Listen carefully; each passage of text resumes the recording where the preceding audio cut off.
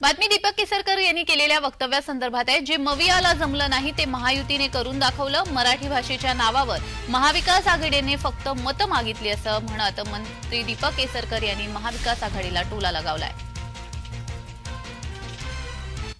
माझ्या आयुष्यातला हा अतिशय आनंदाचा दिवस आहे, कारण मराठी भाषेचा मंत्री असताना मराठी भाषेला अभिजात दर्जा मिळावा याच्यासारखी दुसरी आनंदाची बाब असू शकत नाही। मराठीच्या नावावर राज्य केलं, काय प्रयत्न केला अभिजात दर्जासाठी? आम्ही प्रत्येक म्हणजे मी आपले किसन रेड्डी साहेबांना भेटलो, हैदराबादच्या एअरपोर्टला जाऊन भेटलो त्यांना, ते कुठे निघाले होते। आम्ही प्रयत्नामध्ये कुठेही कमी पडत नाही। मराठीच्या नावाने नुसते मतं मागत नाही, आम्ही मराठी माणसाला न्याय देतो।